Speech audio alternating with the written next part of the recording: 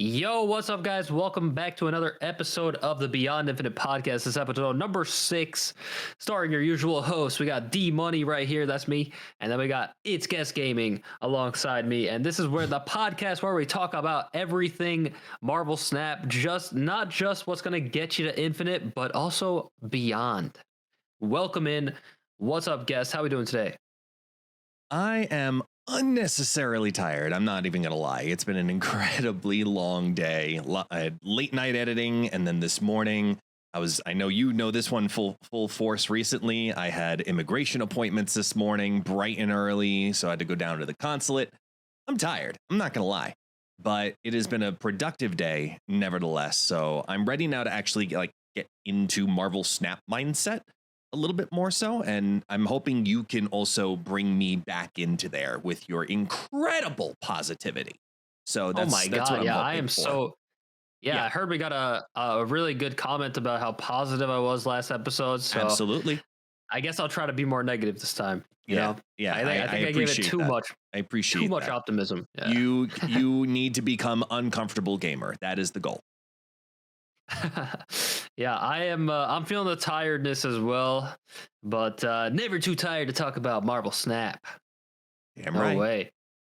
Yeah, so we had the Valentine's event, the Power Couple event this past week, and now it's gone. So now we're just like left with what we had before. We're all single. And yeah, all single, ready to mingle with our cubes, and it's not that fun, honestly, right now. The meta is back to how it was before, which is basically just like Hela, Lockjaw kind of stuff running rampant. You see Zabu in every single deck, and then it's like, I don't know. It's kind of boring at the moment. I think a lot of people are not feeling it. There's a lot of, if you look all over Twitter, there's a lot of negativity for sure.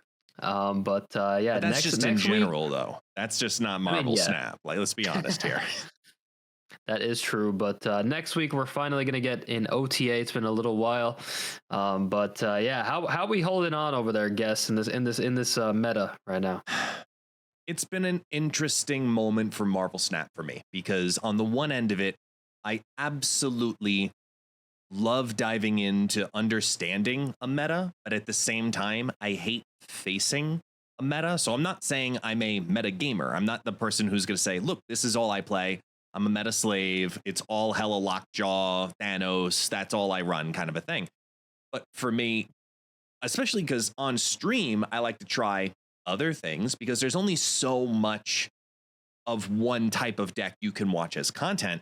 I like to try other things. I like to experiment and go back and revisit older archetypes or even older decks that are now outdated, but see how they hold up. I just kind of feel like when I'm not creating content and thinking about whether it's the new cards that are coming out or looking to the future for, what bundles to look at with the limited information we're allowed to have nowadays, I just feel like we're getting pigeonholed a little bit, but in a weird backward sense, because it's still very diverse overall. Like, there's a lot of B+ tier decks, but there are basically now 3 isolated A tier decks. And the difference in amount of play between an A and a B+ is why the meta is feeling a little stale. Yeah, I feel that for sure. I literally play against. I don't know if it's a bias thing, but I feel like I play against Hela decks like 70 to 75% of the time, and that's like the number one thing for me that makes it feel very stale, is just playing against the same deck over and over, whether or not I like it or what. Like it doesn't even matter what the deck is. It's just like I am a player that likes variety. Like whether it's me playing it as well, or like the variety, or just playing against it. Like I just need some variety in my life. It's the spice of life, man. I hear you. I need to keep mixing it up the same way. I mean, it was nice to kind of dive back into discard this week. We've been hyping it up. We've been talking about it, getting ready for this discard duo coming to the game. And Corvus came this past week, and it was nice to kind of touch on a formerly strong meta, because it really wasn't strong since America Chavez. I think that's probably the change, I should say. As soon as they changed America Chavez, we lost discard as a competitive deck. So we're hoping that Corvus Glaive and upcoming Proxima Midnight are going to get us over the hump. But more people were experimenting this week, I think, with Ramp with Corvus Glaive, who's for those who do not know, it's a 3/5. Go ahead and discard 2 of your cards from your hand, and then you get +1 max energy. And, it's a weirder Electro. And I've tried so many different combinations of what kind of ramp works and how do you play it out, whether it's an Iceman combo, a Sandman combo, whether you're playing into Thanos, you're looking at Lockjaw, randomness. Like, there are so many different ways to play Corvus, and yet none of them feel like they're excelling past what we currently have. It's just becoming another option where you've got to look at the risk and reward differently versus your Electro or your Psylocke or your etc. So I haven't been 100% wowed by Corvus Glaive, but I don't know. Have you gotten a chance to play with him at all? I don't even know if you got Corvus this week. I'm not going to lie.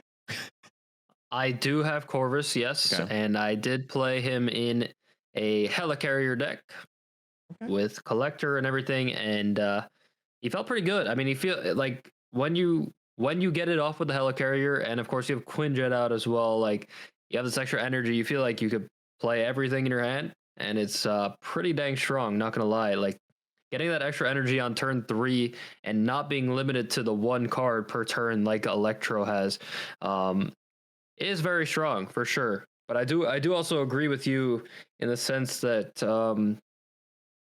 it doesn't really change too much, I guess, in the meta. It maybe just like makes things a little more consistent, especially this Hela deck that we've been playing against. I don't know. So yeah, I mean, I think it's good. It's not anything too crazy, but it is a powerful effect overall. Just being able to ramp that extra energy, and it did do decently well for me. I don't think I was playing really the best deck, but it was a lot of fun. It's interesting because the community as a whole, really, it seems like everybody wants this card to be good. Like, we desperately want to try to figure out the way to make Corvus Glaive the card, the ramp card that's better than what's currently out there. And the reason, like when you're playing the Helicarrier decks, I think it just feels good because you never feel shortchanged. You're not playing on the ropes because you always have options in your hand, whether they're the options you started the match with or not. And I think that deck has promise. I think it does eventually, with Proxima and a little bit more tweaking, we move out of the X23 hope, because as much as I've wanted to make X23 work regularly in discard, it never feels good. It's an option to discard, sure, but are you really trying to? Like, there's so many better ways to play your Colleen Wing. I don't know. I haven't felt 100. Yeah, sorry. It's just like Wolverine in like a discard deck. Like, it's fine, but because you only get the effect off once, it's just not good enough. I think the setups are what's currently the issue with Corvus, is because right now there isn't enough to have that guarantee. So, for example, if you played that full package, right? You played X23, Wolverine, and then, eventually even throw in Proxima into the mix, as many cards as possible that will automatically plop down onto the battlefield. I'm still kind of like the randomness for that low ball power versus the high power that you get from the randomness of Hela dropping. I feel like that's more effective still, which is a big problem, because as much as we don't want to enable the Hela players even more, Corvus Glaive kind of also permits for some weird fun things to happen in those Hela decks, like a turn 6 putting down a Blade and a Hela to get yet another card that could potentially drop. Like, there are some crazy things happening right now because of that combo. And even when throwing in other secondary options, like I'm seeing, Agent Coulson's getting into the mix now, Mirage, people are just trying to get cards into their hand So that way, whatever Corvus decides to discard, it's not the worst thing in the world. It doesn't hurt your hand as much. I just still think, and I'm pretty adamant from day one of testing it in a Galactus deck, I still think we're just generally playing Corvus wrong. I think that we're building decks completely wrong when it comes to Corvus Glaive, and that we're so dependent on getting the big card, big energy combo that we're forgetting that you can have more than just 3-card combos in decks, because that's what we build our decks around more often than not, 3-card combos. When Corvus is in the deck, you can't rely on that. As soon as one of those are gone, you've ruined 25% of your deck. I think we need to re-look at how we look at Corvus and how do we build a deck around him as a ramp option, because the 2-card combos, for example, your Black Panther Zola, that's a classic combo. You could throw that duo into anywhere and it works. Darkhawk and Rock Slide. Okay, just as a 2-card combo, you don't have to have Korg. As a 2-card combo, how does it survive? Like that kind of mindset. I'm not saying those are the answers for the deck, but I'm just saying that type of mentality of building with a bunch of 2s to mitigate the discard damage. That's where I feel like we have something to work with him until we get Proxima later next week, because it just never feels better than what basically was already there. I think that's not true. Really? I think Agatha Corvus is the way. I don't know. Okay, you know what? I'll give you that. Agatha does feel better with Corvus. I'm not gonna lie. That definitely feels better. 2-card combo. Woo! There you go. That's, you know what? You've sold me. I'm wrong. Oh my God, my channel's canceled. Oh my God. Like, no, I think Proxima. I think Proxima Midnight is going to change some stuff, and that's the new card that's coming out this next week. It is a 4/7, and when it's discarded, it jumps to your lowest power location that is not full. So if you it's just basically a bigger Wolverine, but you actually know where it's going to drop. Mm-hmm. So I mean, that sounds good to me. Like Wolverine should not even be like. I don't think Wolverine comes close to this card, especially in a discard deck. This is like pretty much perfect for discard in general, for like any kind of way you want to run discard. I think this card should just be pretty much just an auto include, and 7 power for free sounds pretty good to me. It sounds pretty good until you start thinking a little bit deeper. So here's my only gripe when it comes to Proxima. The worst thing about Proxima Midnight is how difficult she's going to be to discard. Because what you have to rely on for her are the cards that you normally don't like to rely on. You can't play your Lady Sif. You can't play your Colleen Wing. You are leaning more into random discard when it comes to her. You're only saving Grace's blade. If it times out perfectly, you have the blade in your hand and you draw her. There you go, discard it. And you haven't used blade yet. So in that aspect, the randomness of we're going to see more Hell Cows, we're going to see more, Corvus Glaive for those who already have them, obviously. MODOK is going to come in and be a pretty big case for Proxima as well. We're going to go back to more APOC discard, in my opinion, this week because Proxima will be here, which will lead to an increase in MODOKs in particular. I do see the appeal of a free 7 stat. I'll gladly take a free 4 stat from Wolverine, but a free 7 stat is a little bit harder when you know you could have targeted that Wolverine for a Colleen Wing and it only cost you 2 to get it out there. So it's a double-edged sword when it comes to Proxima, because on the one end, her stats are great.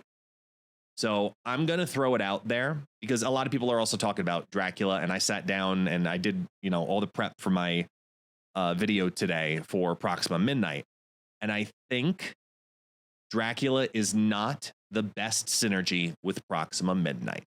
I think that there's going to be a new deck archetype that comes out because of Proxima, and it's going to be a lockdown discard deck that really starts to take off because Proxima's best synergy is Storm, not Dracula. Okay. That's you heard it here first on the Beyond Infinite podcast. I like that idea. Yeah, it does work pretty well with the storm's location with some kind of lockdown. Um, I could totally see it just being dumped into that deck that I was just talking about before with the Helicarrier, with Corvus in there as well. Maybe you run Hellcow too or something. Like you just go like big statted minions that discard cards, and that maybe just gets there. I don't know. I feel like you can.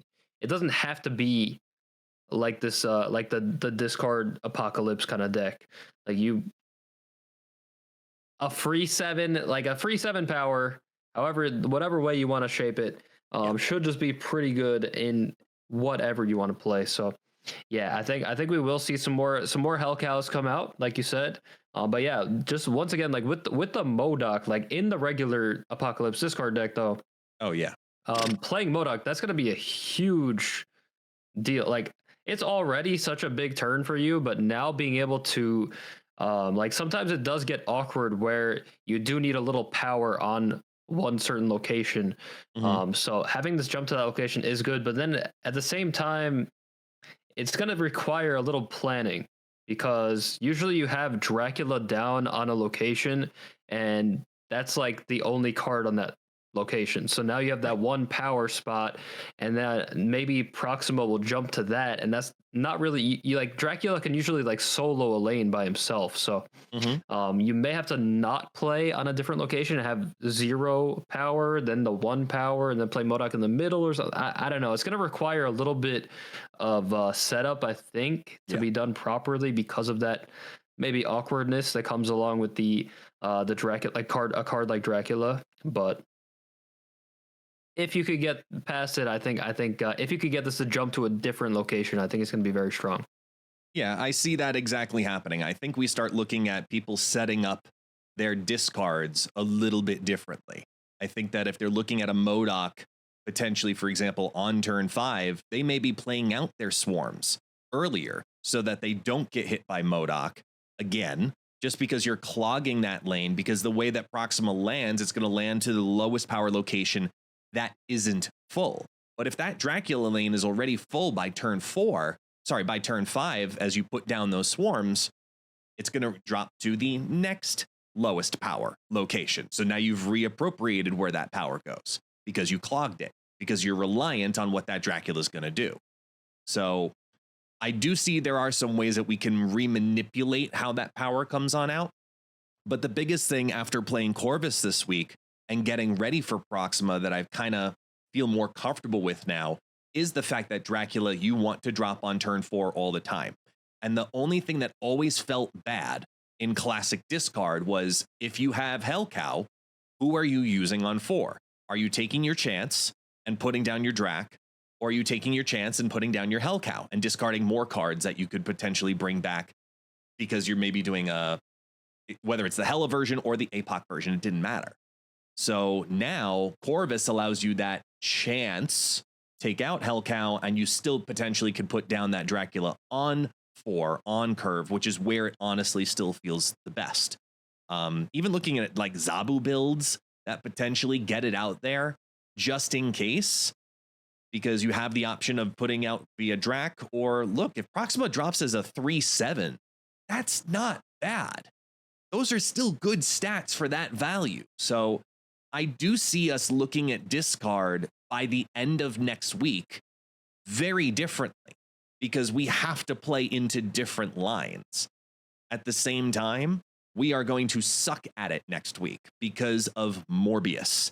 And that's one of the biggest things that I haven't figured out 100% yet. I even talked about it in today's video, that I'm curious to see how the ongoing effect of Morbius affects Proxima's landing position. Because if it's ongoing, and I haven't been able to get this clarified, if it's still ongoing the moment that she's in the air discarded, and then Morbius updates another 2 power from the discard, is that going to redirect where Proxima lands? It's a very rare situation, but it's still one that we have to know if we're going to understand where exactly she's going to land each time also. Yeah, I don't think it's going to be that rare after this comes out. I think that's going to happen a lot. And Mm-hmm. I could see, yeah, it could definitely go either way. It's one of those card game interactions where you don't really know until you try it out, probably. But I would think that you would get, like, Morbius would get the buff and then it would calculate in. But I I'm not think so sure. too. Yeah. Yeah, I'm in the exact same boat. I think thinking like how Devil Dino updates, where you play down your cards, they're not revealed. Someone plays a Shang-Chi. Oh no, sorry, your Dino's 9 power, and then later it crawls back up. Like, it's pretty instant with ongoing abilities. So I'm hoping that's how it calculates, because we know how Dracula is going to calculate. We get that. It'll be like the very last thing. We see how it works with APOC being, it could be a Dracula that turns into a 13 with 1 discard. Like, we get that part, but Proxima is going to change how we look at discard alone, just like how Corvus already got us thinking about it. Proxima is going to solidify that discard has more than one variation in it now, or quote unquote classic discard. So I like that she's going to make us think about a competitive natured aspect, because we're going to have less predictability because of how you choose to play it. Like we talked about with the lane clog in competitive play. Are they going to clog it on turn 5 or not? Is that where the Proxima is going to land or not? Like, you grow more options of your play lines now because of how Proxima operates. Speaking of competitive play, this is a good segue into our next topic. Look at you picking up what I put down. Yeah, the Johnson Cup is this weekend, by the way, guys. Yes, sir. And if you don't know what that is, it is a tournament held by Johnson, the Korean. He's a Korean streamer, and this is a second iteration of this tournament. I was in the last one, but then my team had to drop out because the time just didn't really work out for us. But almost played in this one, but the time still didn't work out for me. But anyway, there's a lot of competitors in this one, and there's a decent amount of money on the line. And Guess, I don't know if you want to talk about this a little here. Yeah, give some more information here. I've been getting a lot more active in it because I'm actually casting for it. I was working with Johnson to figure out how we can do this for Group A, and because KM Best is casting Group B, I'm going to be casting Group A, and Johnson's going to be casting the Korean group. So all of us are going to have different aspects of the streams going on. And first and foremost, in the morning, for me, it's 7 a.m. I know it's even earlier for those in the States that are competing in this. It's going to be 4 a.m., 5 a.m., depending on where you are. It's going to be nuts. But 7 a.m., I've got to be super awake right away, ready to go, because I'm opening up with Lambie's match. I'm like, oh my God. I have to think like Lammy. You know how hard that is, man? Like, my brain hurts already thinking about how these guys are going to play this out, because it's a really interesting type of competition aspect that I like that Johnson is highlighting specifically, which is the 3v3. Because I do see something like this in the future potentially coming down the pipeline, because obviously Marvel Snap has already talked about clans. So we're hoping that, there's some kind of multi-person battle achievement type thing, whatever. This could be something along those lines. But the way this kind of competition works that they also did in the first one, and you can talk about, getting those rule sets also as well way back, where it's 3v3. So if you have Team A and Team B, right? The first players come on out, and you have to beat down all 3 players, whether it's the first person takes out all 3 from Team B, or they go back and forth and everybody gets down to their final player. And it's now taken you 5 matches to get down to that very bottom potential. Okay, who are we knocking out player? So now the teams of 3 have to strategize. Who's opening, who's the mid, and who's going to be the rock at the end, just in case if we need it? Or do you want to start big with somebody strong out of the team of 3? Does somebody want to play as the closer? Like, it's a whole extra level of strategy being integrated in there. And I love that aspect of it, because we need that type of competition back in Marvel Snap, in the Marvel Snap community. And we're seeing it with things like the Johnson Cup. There's also, the Snap Judgments League is going to be coming out. Felicity just announced the Snap Team League as well. Like all of a sudden this month, we talked a little bit about it last week. Like everybody's exploding with competitions. The Snap.Fan Open is also coming. Like there's so much starting to happen. Get ready for more competitive Marvel Snap. And maybe as we zoom in on the camera there, maybe the devs will actually pay attention and see that there is a scene here. Come on. Maybe. Come on, Marvel Snap. Yeah, and then the Beyond Infinite podcast league is starting up, and then but that's news to me. Yeah, this 3v3 kind of mode. So I did get to play it last time, and it was pretty interesting. It was fun.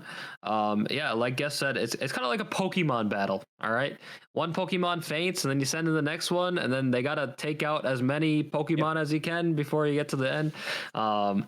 So yeah, it's pretty cool, and you get to choose the order of how you want to go here. And I believe the winner of the match, I think that's how it was last time. Whoever wins the match. So if I'm player A on team 1 against player A on team 2, and I successfully win, then I stay in against the next person, and I actually can change my deck if I would like to as well for the next match. So they already didn't know what I was going to play in the first match, but now they really don't know if I'm going to stay with that deck or if I'm going to switch it up for the next person, depending on who it is. Maybe if I know that Guest is coming up next and he's going to be running some crazy Agatha build, probably like maybe I'm gonna change up my deck a little bit. Who knows? And maybe like adjust to the player that's going to be coming up next. And then also there's the strategy of the order of people that you put on your roster, like Guest was alluding to there. So I do like the overall strategy of it, and I feel like we've seen stuff like this in like games like Hearthstone as well, like where they've done these kind of team events, and it's always just very fun to watch. Yeah, it's good content, and it was a lot of fun, like just even sitting in the Discord call with my other teammate while the one teammate played, and just like watching and talking about like how we want to follow this up, what we want to do for the rest of the match, and a lot of depth to it for sure. Yeah, I'm excited to get back into this because we really need these types of things for the community. We need these opportunities because there's only so much you can do in Marvel Snap. There's only so much content you can make in Marvel Snap, but competitive aspects and looking at how the meta gets shaped around them, because that was something that was incredibly huge last year, in my opinion, where you'd see the Snap.Fan Open, for example, come on down and so wins with so-and-so deck, right? Look at what happened with Silky Smooth. Lammy comes in with this unique move Silk build, and it does incredibly well. He wins a Snap.Fan Open, and then it kind of explodes into the meta, and now they're looking at certain cards like Angela, and then there's sometimes even nerfs. So the competitive scene very often ends up shaping what the meta looks like. Whether you're in ranked mode or conquest, it doesn't matter. So I'm curious to see, now that we're getting back into this competitive world of Marvel Snap, how is it going to shape what happens to Marvel Snap? Are we going to see nothing but Hela decks in ladder, even more so now than ever before, because one of them does incredibly well in a competition, or multiple do incredibly well in a competition? You know, that I'm curious to see, because and that's a whole nother topic for another cocktail, but whether you're talking ranked mode or conquest mode, they're very different skill sets too. Wow, that's a great segue into a different thing. Damn, you're on fire today, I guess. I do what I can. Ranked or conquest? Well, I saw this banger tweet from this content creator the other day asking a very interesting question. It was, in Marvel Snap, which statement is more truthful? Number 1, being great at conquest mode makes you better in ranked mode. Or number 2, being great in ranked mode makes you better in conquest mode. Those are the options right there. That's what our boy Guest just put out yesterday, and or today actually. And a little earlier today, but I put it out there. Do you think? Yeah. No, go ahead. Take it away. So do we think that Conquest, being more skilled at Conquest makes you better in ranked, or the opposite. Um, I would personally think that being better in ranked will make you better in Conquest, because I feel like you just have being able to rank up in general in the game. I feel like means that you're just a better player in general. I would think, as opposed to Conquest, where you're playing more of a it's like you're playing a different game. Each of these modes are very different. Like in Conquest, you have to there's different skills. There's a different skill set, like cube management and knowing when to snap, knowing when to retreat in a different kind of setting. So like you're not just doing a one and done kind of thing. Like you have just a longer set that you're playing out, and that makes you think about your deck choices as well and the specific card choices.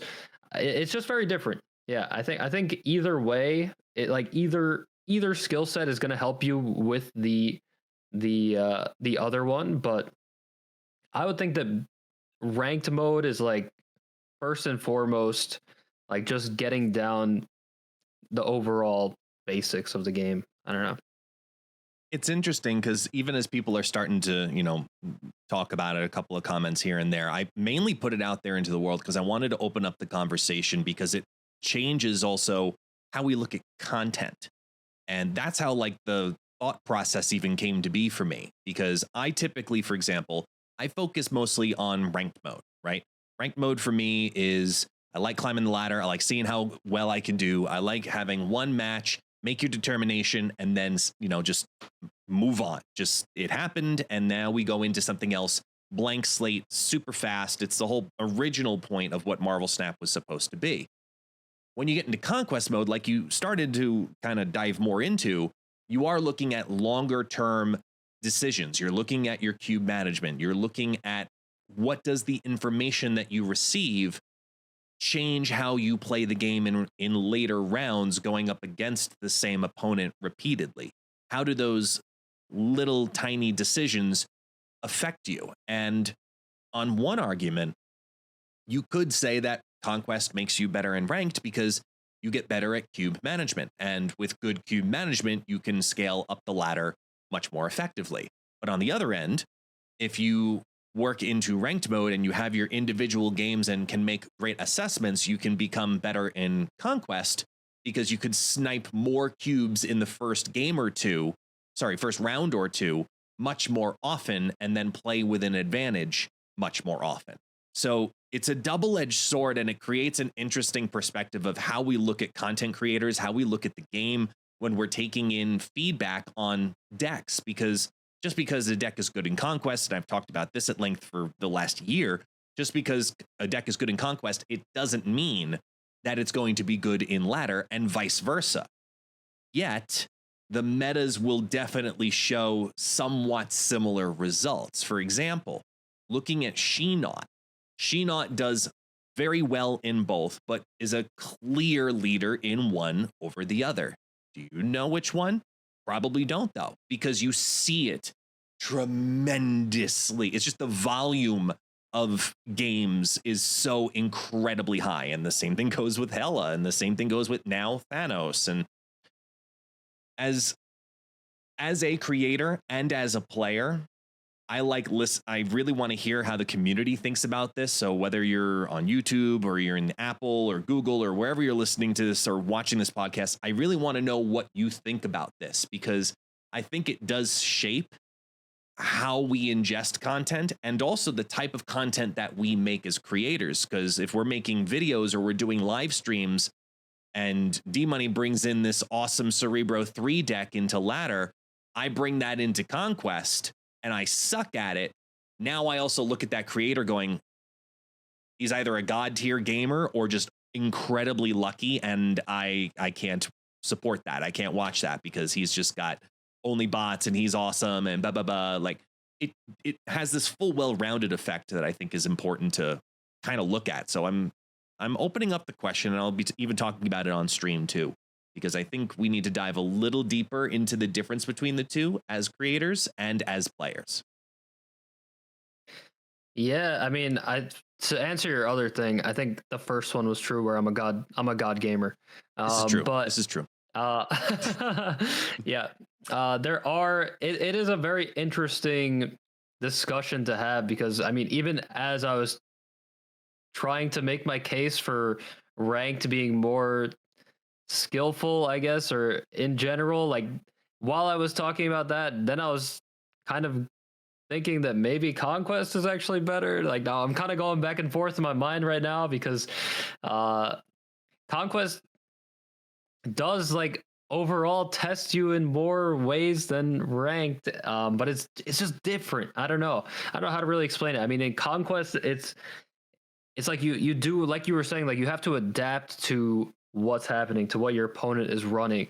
Yeah. So if I know that my opponent has Killmonger in their deck, then I'm gonna save my one cost for the end in these future games that we play out. And maybe I got wrecked by it in the first game, but now I know for future games against this player what to look out for. And you're also learning what their play style is overall as a player. So then you're adjusting to that as well. So it's very interesting throughout, and I actually do like Conquest more because of that depth with like the multi-layered kind of thinking. I don't know, even with some mind games in there as well, because you get multiple rounds against one opponent as opposed to just moving on to the next person, and then it's like the last game didn't matter at all. You know? No, it's very, very, very true. The benefit of knowledge. It's one thing to play, for example, with a tracker, right? Oh, what did that discard? Okay, well, I can actually look because this program is running. It'll tell me, oh, I missed that it discarded my blank because it happened so quickly, or it killed what did Yondu hit? I don't remember. Like all that kind of stuff you can, play with.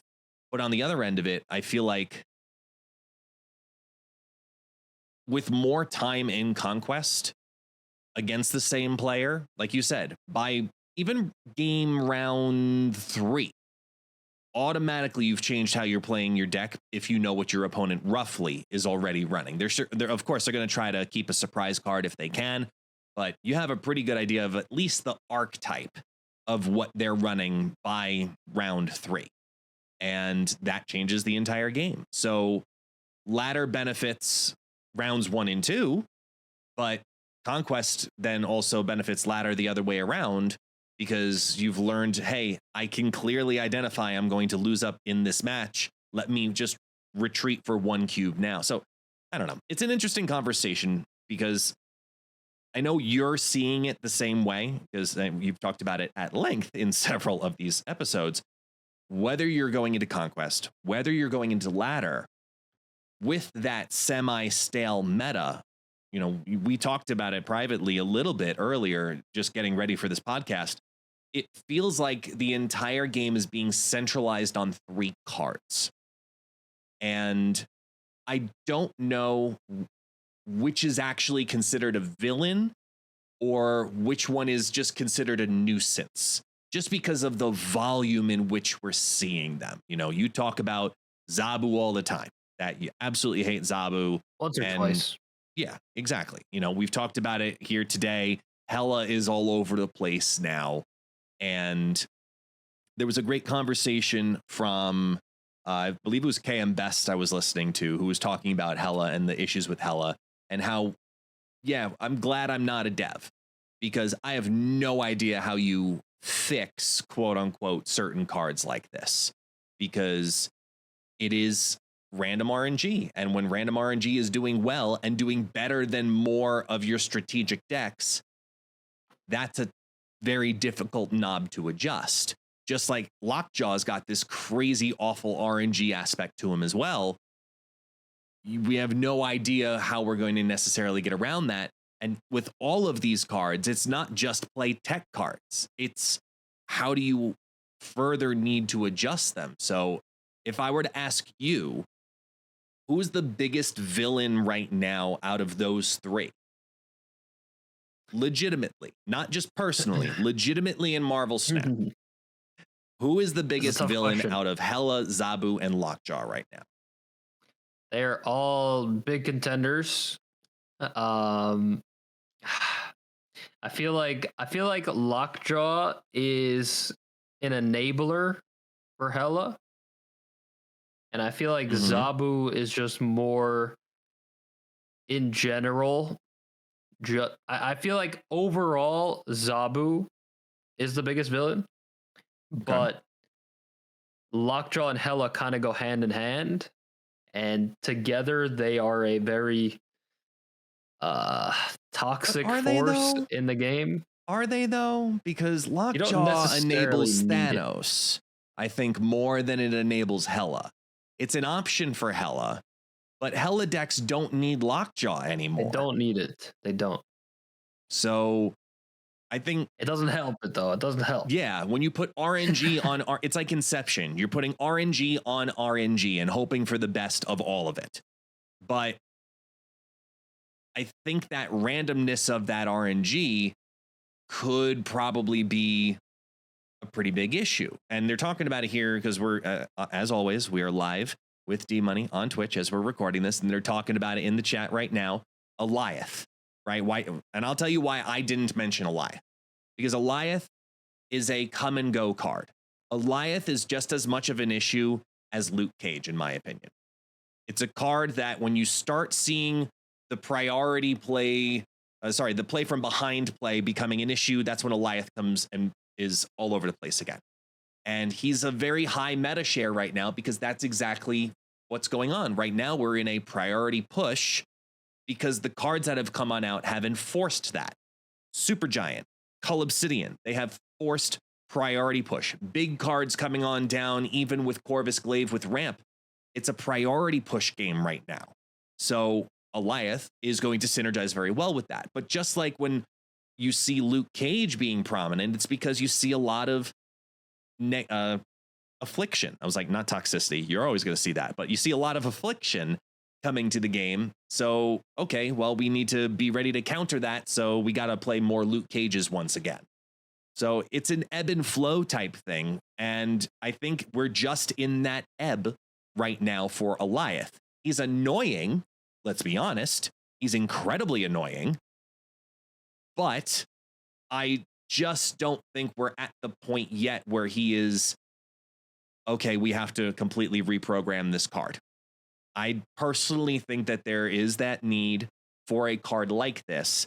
I don't have a solution on changing Eliath, but I do like that he exists currently in the game. So I don't consider him as one of the three current biggest villains in Marvel Snap. I think it is between Zabu, Lockjaw, and Hela. And at the moment, I do think that I'm going to lean a little bit more towards Hela. Barely over Zabu. Because Lockjaw, he's annoying. Okay, Lockjaw is annoying as hell.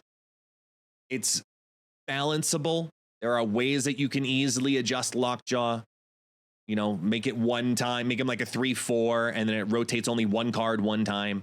He's going to be an easy thing to adjust eventually if they need to, but it doesn't change, and it won't change necessarily what he does. Just maybe the frequency, which is what they've already done, right? I could just see them dialing that knob one more time, and then he's not an issue.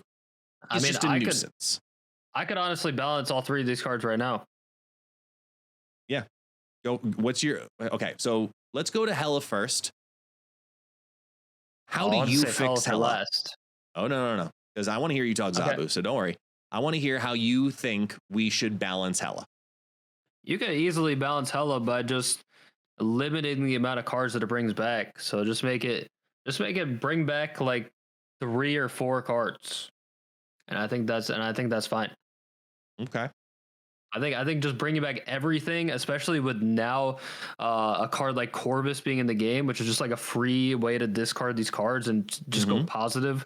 I feel like that makes it a bit too strong. Yeah, and yeah, honestly, maybe like 3 is a sweet spot. I don't know. They're gonna have to do their testing. I'm not doing it for them, but I would think that would be like the only way that you could change it, because obviously bringing it down in stats doesn't really do anything. It's all about what it brings back. So okay, yeah, I will see your Hela proposal and take it one step further with A proposal that is very in line with what Marvel Snap believes in right now, which is very, very close to yours. Very, very close to yours. I think Hela is able to resurrect all cards you discarded to your rightmost location.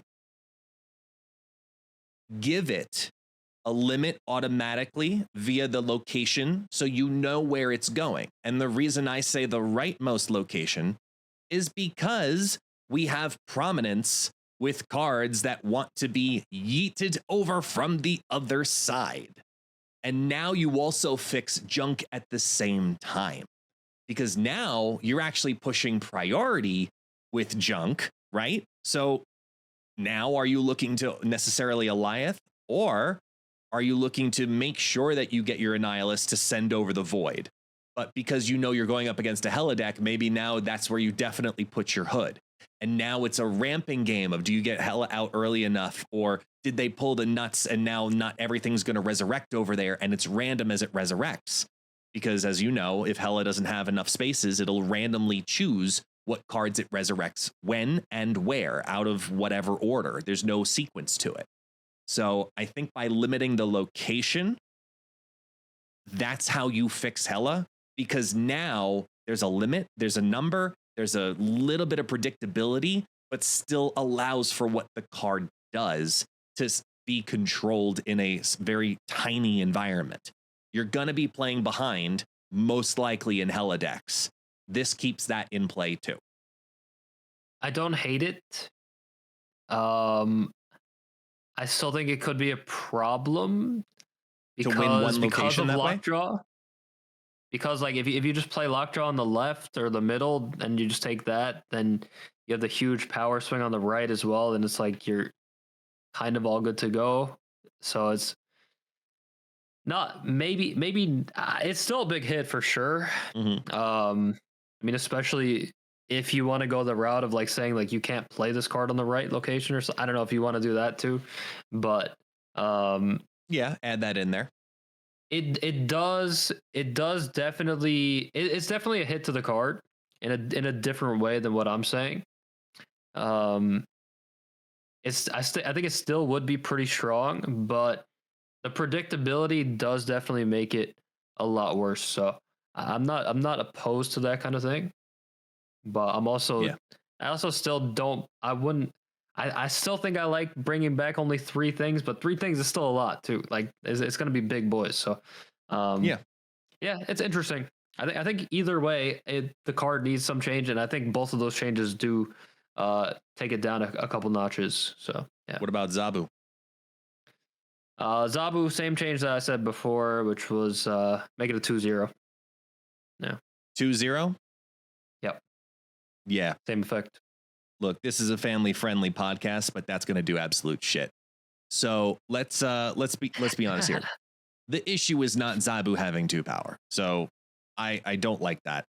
I think it's a double-edged sword in the sense of, on the one end, you need to limit the 4-cost cards in some way, shape, or form, so that way it can't be abused too much.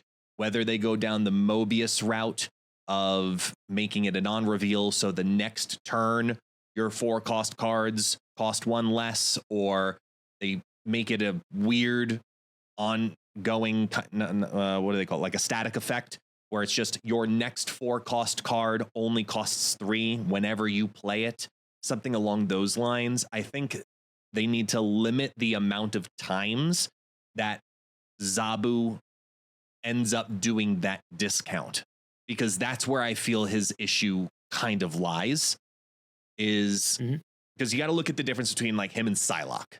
Same stat line. When do you play Psylocke for benefit? When do you play Zabu for benefit? What are the use conditions for each card? And I think that that's what they have to differentiate in whatever decision they make for Zabu, because making him a 2/0 doesn't fix a damn thing.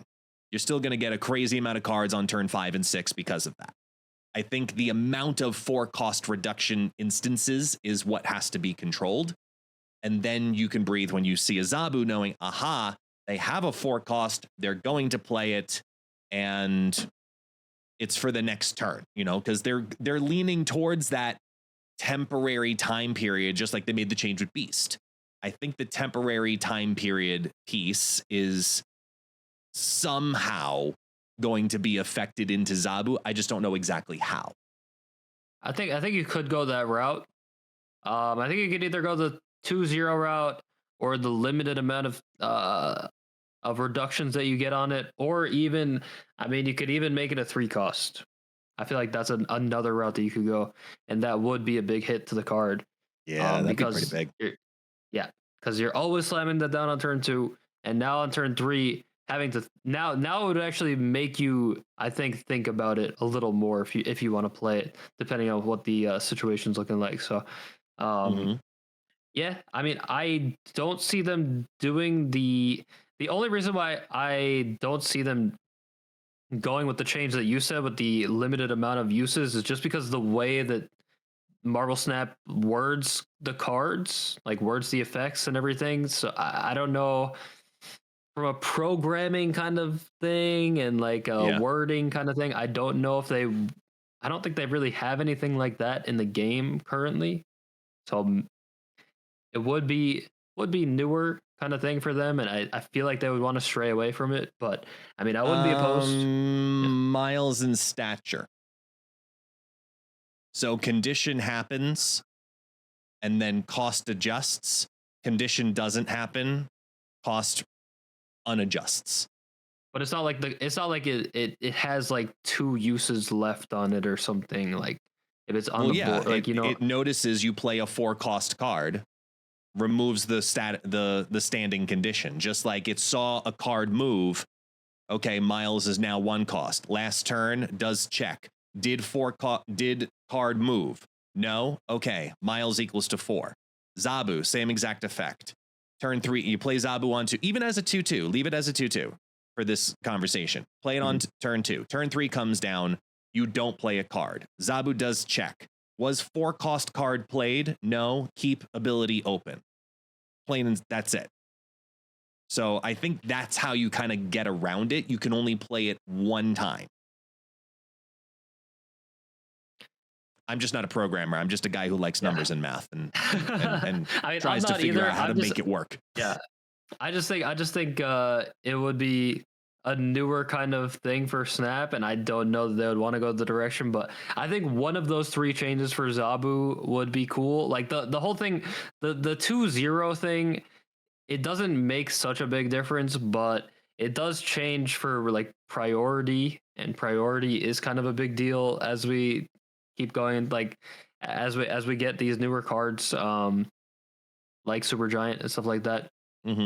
So like even like going into turn 3 with like Cosmo, or like Echo, because I mean Zabu into Miss Marvel is also a play, so then you could stop it. You'll have the priority, or you'll have the 50-50 if you didn't play anything. But yeah, I just don't like the fact that my opponent can play a 2-drop like me and still have 50-50 chance to have priority in a lot of cases because I played like a 2 power thing or something. So I think it does matter a little bit, but yeah, not what about as much as a different one.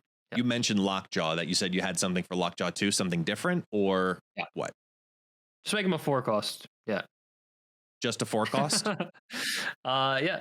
I think, I mean, then use Zabu into him, but either way. You beat me to it, man. You beat me to it. Yeah, when I said it out loud, then my brain changed the 4 to a 3, and then I realized, so they would have to hit both of them, I guess, at the same time. But yeah, just gas all the animals, Yeah, I don't know how you change Lockjaw without like completely reworking him. Besides like putting him to the 4 cost. I think that delay in a turn is a big deal for sure. Even though Thanos could still greenstone into him a turn earlier than others, I think that would help quite a bit. Yeah. I'll throw this one at you. It's a more aggressive play on Lockjaw, but I think it actually could hold. You make it a swap it with a card in your deck 1 time, or the next card you play here. However, you make Lockjaw 5/6. Okay, that is Hear me out. completely out Hear of me left out. field here. Hear me out. Okay. Make Lockjaw a 5/6. The next card you play here, right? Most Lockjaw decks are always looking for small cards to do a big thing towards the end of the game anyway. So you're looking to play him down probably later on, and turn 5 is a setup turn anyway. So if you're going to make him combo into something else, make him beefy, make his effect more valuable, but you have to make him more valuable simultaneously. So the rarity of that stone being tossed on in there, I think, is incredibly important. I think if you put him down, he should have some chunkiness to him, because you're also forecasting, hey, I'm going to do this here on turn 5. So he has to have a little bit of girth set up to him to get ready for whatever else is going to pop out of there, because priority is playing and you're going to drop a little card and they're going to take a chance on a Shang-Chi in that lane because they think that maybe you're going to pop out a nice big ol' Magneto or Infinite or something out of the Lockjaw lane. So I think he needs to have some substance to him to survive that. And I would say, I think 5/6 is that weird, not too big, but chunky enough stat line. It's like the stature line, but pre-discount.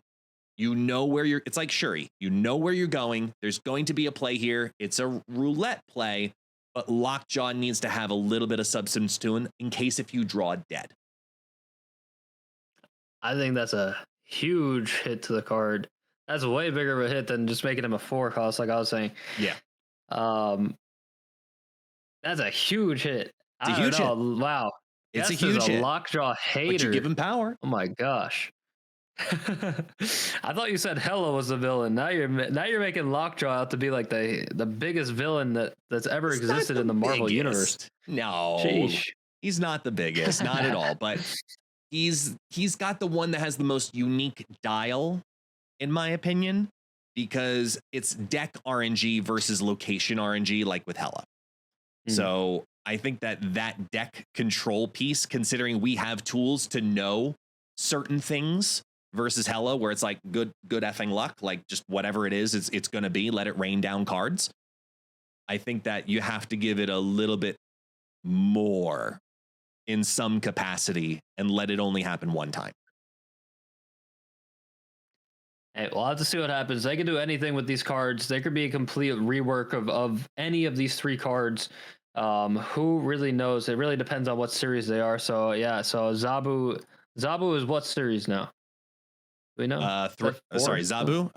Series 4, I think still. Yeah. All right, so we'll have to see. Yeah, when they drop that to Series 3, then they'll definitely hurt him quite a bit.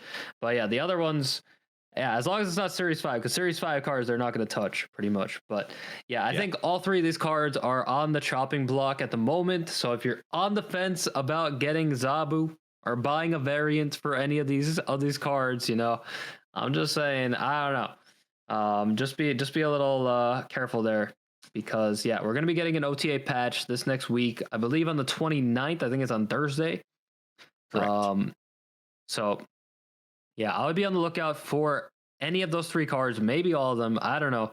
I don't have any insider information at the moment. We will get it at some point, but just all off the dome right now. Just yeah, definitely be on the lookout for those cards. They are really doing a lot at the moment, and yeah, there's a lot. Especially, I think there is a lot of animosity, especially towards Hela, and I can't blame them, because yeah, it definitely feels horrible to lose these games to just like such a deck that has like such an easy setup. Like you don't really have to do like anything to make this thing work. Like you just have to get a little lucky sometimes, and it's just an absurd amount of power that's pretty much impossible for most decks to deal with. So yeah, it would be nice to see a change to these cards, and especially Hela. Yeah, especially Hela. But just remember this: if they fix Hela in some way, shape, or form, they have to fix Zabu, because